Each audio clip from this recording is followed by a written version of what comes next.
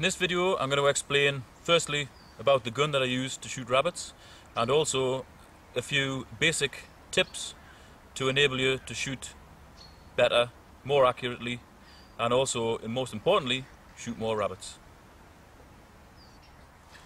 A lot of people have asked me what rifle I use when I go shooting, so I've made this video to show you.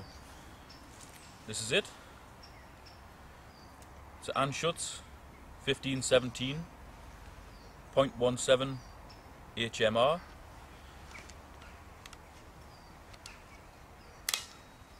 With a Harris swivel bipod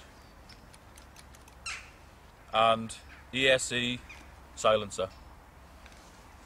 The scope is a relatively cheap BSA Sweet 17 with a bullet drop compensator on the top. Not that I ever use it, it's just a nice solid clear scope.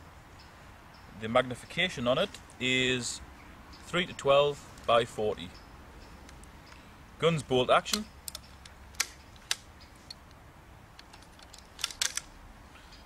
With a 4-shot mag, which doesn't sound like much, but just encourages you not to waste any bullets. This gun has got a factory shortened barrel, which means that when you're creeping up on things, you can carry the gun down at your side without it dragging on the ground. You can swing it around inside a vehicle easily. You can put it up over walls very easily. It's just a nice, light, easy to handle gun. The bullets that I use are very light.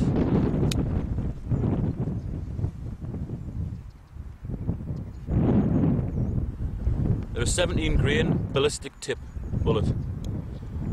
Means that when they hit something, providing it's something other than very soft skin, the inside of the bullet implodes, the rest explodes.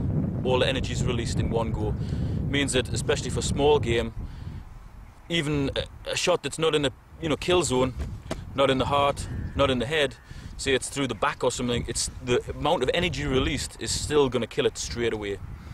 Which to me is very important, because no matter how careful you are, there'll always be some shots that don't hit exactly where you want, no matter how good a shot you are.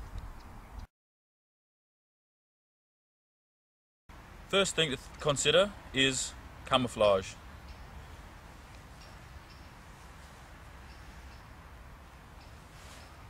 Makes a hell of a difference when they can't see my baldy shiny head, and also when they can't see my white t-shirt. Stands out like a sore thumb. Whenever I go shooting, I might not always wear camouflage pants like I've got on now, or camouflage wellies, but I always make sure I wear some sort of either dark green or camouflage jacket. You see how it blends into the background? Hands, head stick out like a sore thumb. Sometimes wear gloves in the winter if it's cold, but I generally have a camouflage jacket with a hood. So if I am creeping up on something,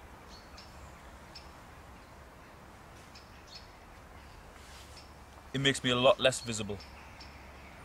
Whether you're shooting with a bow, a gun, a rifle, shotgun, a spear, or sling, if you use natural cover, i.e.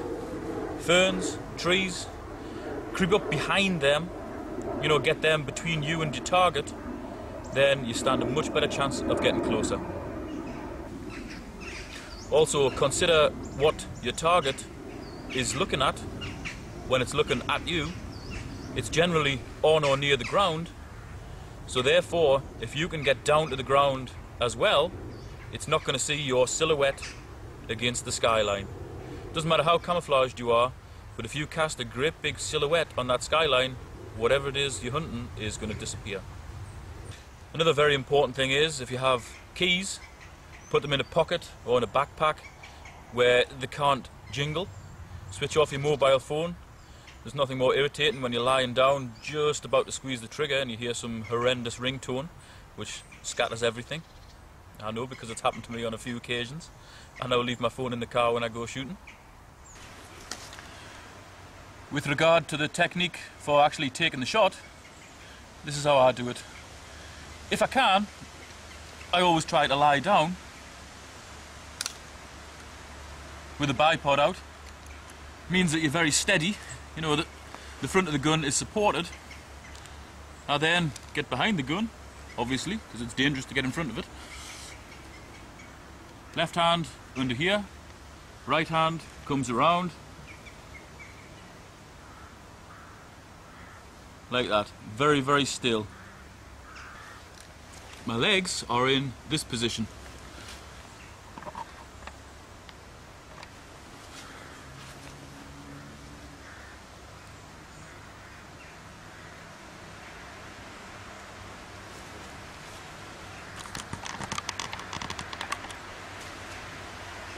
And what that does, it flattens my body right to the ground, means there's no 1 or 2 points of contact.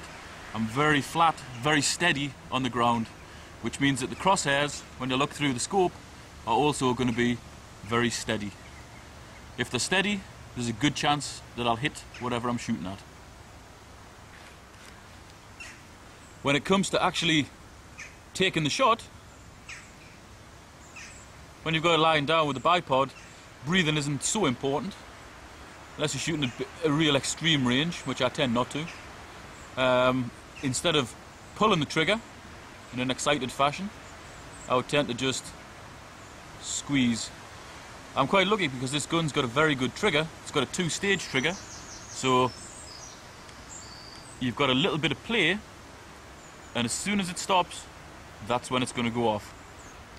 So I tend to have it pulled until I can feel it's just about to go off. When the crosshairs are steady, bang. One obvious thing to consider is getting to where you're going to take your shot from as quietly as possible. If you make noise or you make disturbance, something's going to see you and it's going to spook it. So when you're walking, you want to try and avoid any branches, anything that's going to make a noise, plastic bottles, any muck lying around, as quiet as possible.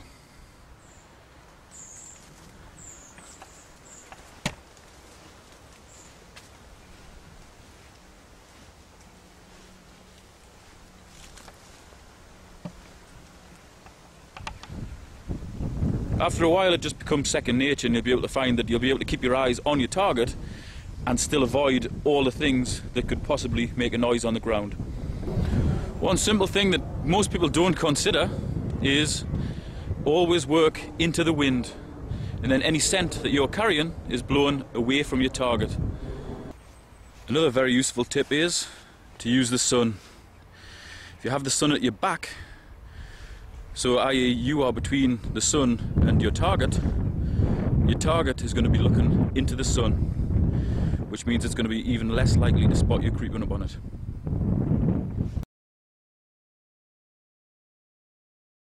Okay, we're in the process of approaching a couple of quite big rabbit sets, and I'm going to share with you my favourite trick.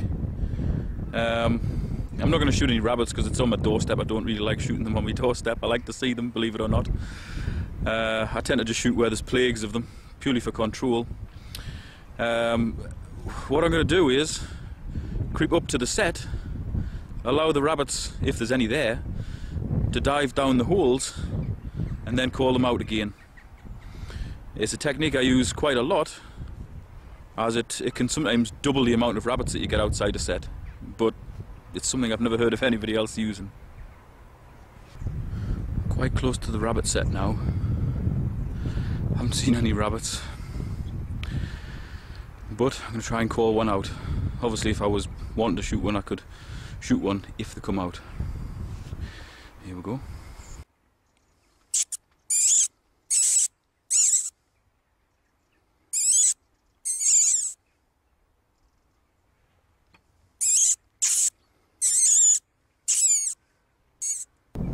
That was highly unsuccessful at that set, so I'm going to try at another set.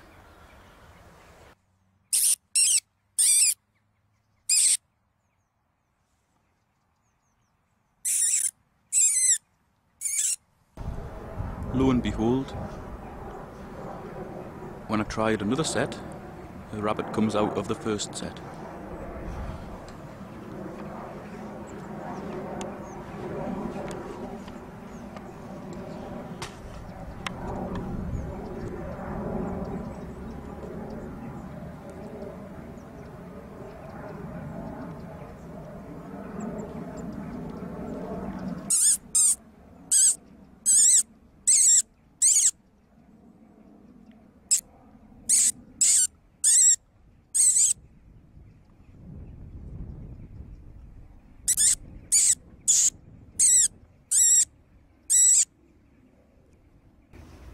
See how interested the rabbit is in the sound.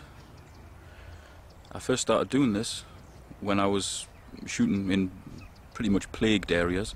I'd shoot everything outside a set, and then because it was surrounded by rushes, I would start to squeak, and I found that the rabbits were actually coming out of the holes.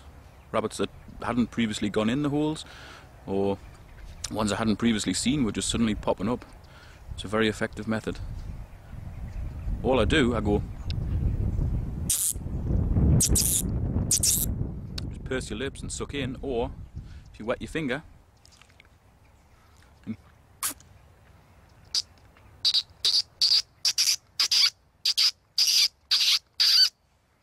but obviously doing it that way ties up one of your hands.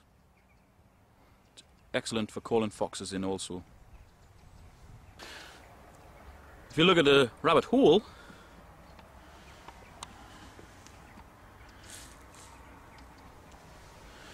it's basically just like a large funnel, designed to funnel the rabbits into it, obviously for safety, but it also helps to funnel sound in, and that's very important. No matter what a great shot you are, and everybody thinks they're the world's greatest shot, you know, as do I, we're never going to shoot anything unless we can actually see the target species that we're after. Rabbits are one of the most difficult because they often lie if they've seen you before you see them, they often lie very flat to the ground, and it's just looking for minute differences. They often go in grass the same colour as themselves, and with them being a prey species, they're the same colour as fallen leaves, dry grass. The key is just looking for little differences between them and the surrounding countryside. That's what they're looking for with you. So the more you can blend in, the more chance you have of getting close to them before they can see you. I always like to shoot rabbits without them even knowing I'm there. Although I shoot, I don't really like the idea of chasing things towards guns, or sitting waiting for pigs to come and all that, and baiting things. And I prefer to shoot things without them realising I'm there. A lot of the advice in this video will be geared towards shooting rabbits, because obviously primarily that's what I do, although I also get the odd fox as well. That tends to be with a lamp though, which I'll cover in another video. I also do lamp for rabbits, but generally I shoot them during the day with the 1.7. If I'm shooting them on a night, I would tend to use the 2.2, simply because it's semi-automatic and you can get more shots in, because quite often you don't get such a long exposure time with your targets. Although I've been talking reasonably loud on this video, it's purely just so that the microphone here picks up my voice.